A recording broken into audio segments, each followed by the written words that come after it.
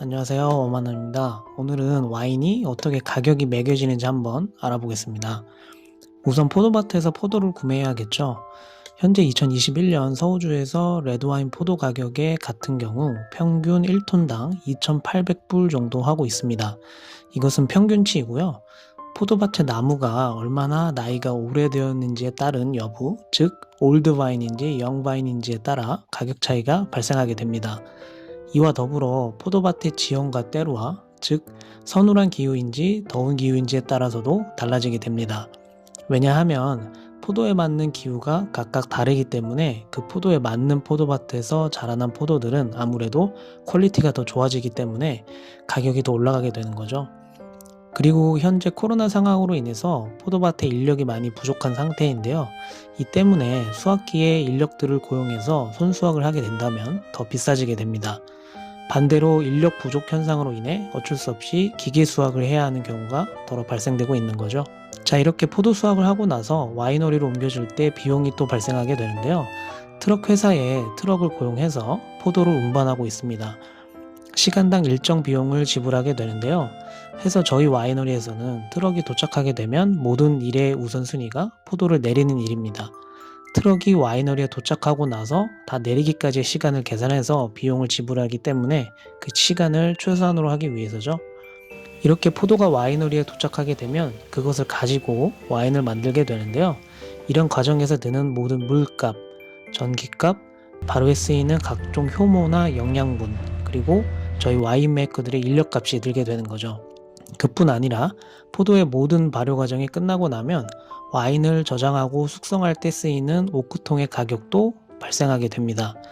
물론 오크통은 그해 구매를 하고 나서 6에서 7년 정도 쓰이게 되는데요. 매해마다 새 오크통을 주문해서 7년 이상 된 오크통과 교체를 해주기 때문에 매해 오크통을 구매하게 됩니다. 오크통의 용량이나 오크나무의 굵기 정도, 그리고 오크통을 만든 회사에 따라 가격이 천차만별이지만 일반적으로 225리터 오크통 하나당 2,000불가량 하고 있습니다. 이렇게 숙성이 끝난 와인을 품질에 맞게 각각의 오크통들을 섞어서 탱크로 옮겨주게 되는데요. 이후에 후처리 과정에서 비용이 발생하는 부분은 정제 과정과 필터링을 할 때입니다. 정제 과정이라 함은 와인에 좋지 않은 떨떠름한 맛이나 탄닌들을 가라앉혀 주어서 와인에 부드러움을 제공하게 되는데요. 필터링을 하기 전에 정제 작업을 거치고 다시 한번 위에 맑은 주스만을 걸러내서 그 주스를 가지고 필터링 작업을 거치게 됩니다. 효모가 있는 상태로 필터링을 거치다 보면 과정 중에 아주 얇은 막에 필터를 걸치면서 필터관이 효모로 막혀버릴 수가 있기 때문에 반드시 위에 맑은 주스만을 걸러내서 필터링을 진행해 주어야 합니다. 저희 와이너리 같은 경우 필터링을 하는 사람과 트럭을 고용하게 되는데요. 와인의 양, 즉 리터당으로 계산이 됩니다. 1리터당 5센트씩 지불을 하고 있습니다. 이렇게 필터링이 끝나고 나면 마지막 과정인 병입만을 앞두고 있는데요. 병입에 앞서 필요한 재료들을 구매해야 합니다. 우선 와인 레이블이 있습니다. 레이블은 첫 번째로 종이의 재질을 어떤 것을 쓰느냐, 두 번째로 엠보싱 효과, 즉 레이블의 특정 로고나 마크 부분을 튀어나오게 하는 효과를 넣는 것의 유무, 세 번째로는 포일 효과, 즉 글자 부분의 특정 색깔을 가미하는 것의 유무, 마지막으로 레이블을 인쇄하는 양에 따라 가격이 많이 달라지게 됩니다. 앞에 세 가지는 물론 효과를 넣으면 넣을수록, 그리고 좋은 재질의 종이를 쓸수록 가격이 올라가게 되는 것이죠. 레이블을 인쇄하는 양이라 함은 그 양을 많이 하면 할수록 천장당 드는 가격이 더 적게 들게 되고, 양을 적게 하면 적게 할수록 천장당 드는 가격이 증가하게 됩니다. 즉 대량으로 할수록 가격이 싸다는 것이죠. 저같이 소량으로 와인을 생산하는 경우 레이블을 인쇄하는 양이 적어지므로 가격이 더 비싸지는 것이죠. 최근 시세로는 한 장당 1에서 1.5불 정도의 가격이 책정되고 있습니다. 레이블이 완성이 되어 인쇄가 되면 다음으로 고려해야 할 부분들이 첫 번째로 와인의 뚜껑, 즉 캡슐 혹은 코르크를 고민하여야 합니다. 호주와 같이 신세계 국가에서는 캡슐을 많이 선호하고 구세계 와인들, 즉 유럽 와인들은 코르크를 많이 선호합니다. 캡슐과 코르크의 장점과 단점 비교는 다음에 다뤄보기로 하고요. 가격 면에서는 단연 코르크를 사용 시 가격이 증가하게 됩니다. 캡슐은 하나당 보통 가격이 0.15센트 정도 하고요. 두 번째는 와인의 병입니다. 화이트 와인과 레드 와인에 따라 쓰이는 병이 달라지는데요. 화이트 와인의 경우 오래 보관하는 경우가 드물기 때문에, 그리고 와인의 색이 투명하여 밖에서 보여지는 이미지를 고려하여 밝은 색의 병을 택하게 됩니다. 반면 레드 와인의 경우 화이트보다는 다소 오래 보관되어지기 때문에 빛이나 태양으로부터 보호하기 위해서 어두운 색의 병을 이용하게 됩니다. 그래서 와인이 보호가 잘 되게끔 해주는 것이죠. 병들도 종류가 있는데 더 길고 무거운 병을 사용할수록 가격이 증가하게 됩니다. 병 한 병당 가격은 보통 0.6에서 0.8센트 정도 하고 있습니다. 마지막으로는 병을 담아주는 박스와 그 안에 있는 디바이더인데요.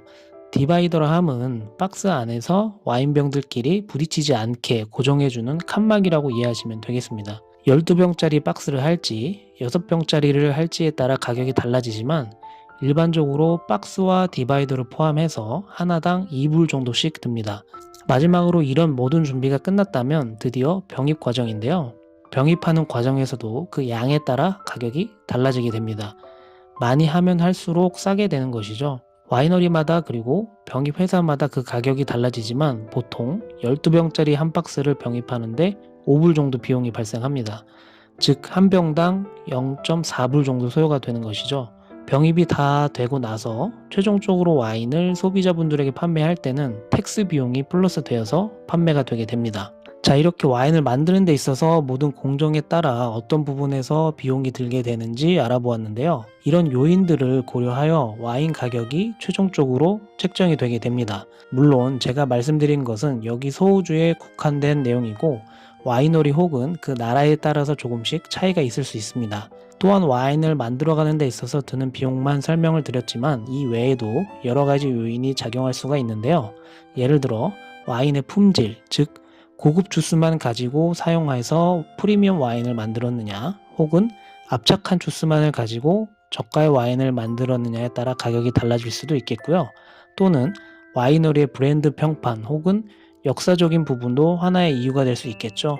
프랑스 보르도나 부르고뉴 지역의 고급 샤또 와인들은 한 병당 그 가격이 어마어마하죠.